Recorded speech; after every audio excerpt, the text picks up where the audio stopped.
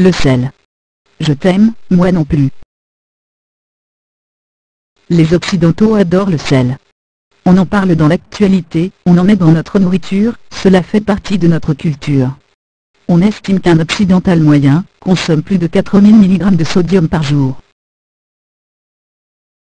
L'administration des aliments et des médicaments recommande un maximum de 2400 mg par jour, soit une cuillère à café. Récemment, le sel a fait parler de lui dans les journaux, suite au débat entre experts sur son rôle dans l'hypertension. Au cours des 3 dernières décennies, les chercheurs ont abondamment étudié les causes de l'hypertension.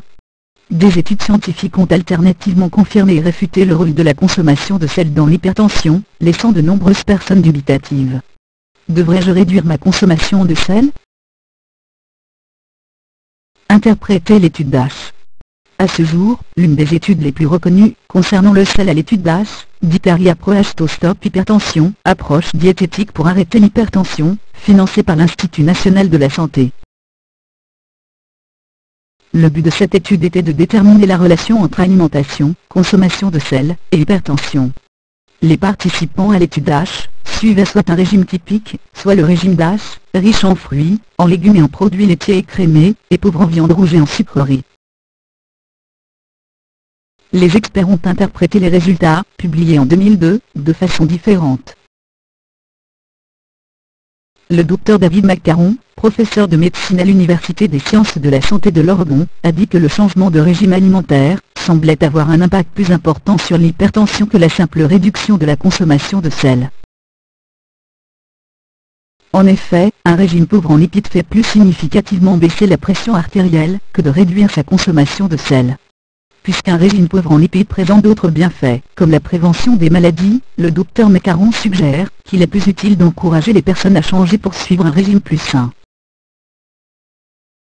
En adoptant un régime riche en fruits, en légumes et en produits laitiers écrémés, on peut améliorer son état de santé général. Identifier les sources de sel.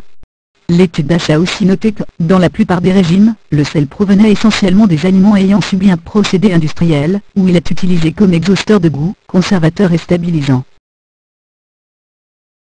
L'une des méthodes les plus efficaces pour ceux qui cherchent à réduire la quantité de sel dans leur alimentation, consiste simplement à changer les produits qu'ils achètent. Quelques astuces. Lire l'étiquette. La quantité de sel dans les produits préparés varie beaucoup.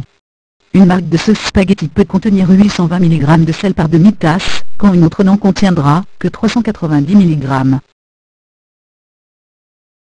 Rincez vos aliments. Beaucoup de légumes en conserve baignent dans une solution saline. En rinçant simplement vos légumes en conserve à l'eau du robinet avant de les cuisiner, vous pouvez retirer jusqu'à 40% de sel. Achetez des produits sans sel ajouté. Cela vous permet de contrôler la quantité de sel que vous consommez. Vous pourrez toujours saler à votre goût par la suite.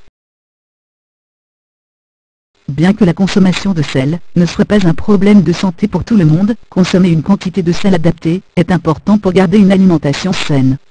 Les experts suggèrent qu'une alimentation saine devrait contenir 2000 à 3000 mg de sel par jour. Par contre, si votre médecin traitant vous a mis au régime sans sel, il est très important de suivre à la lettre ses recommandations.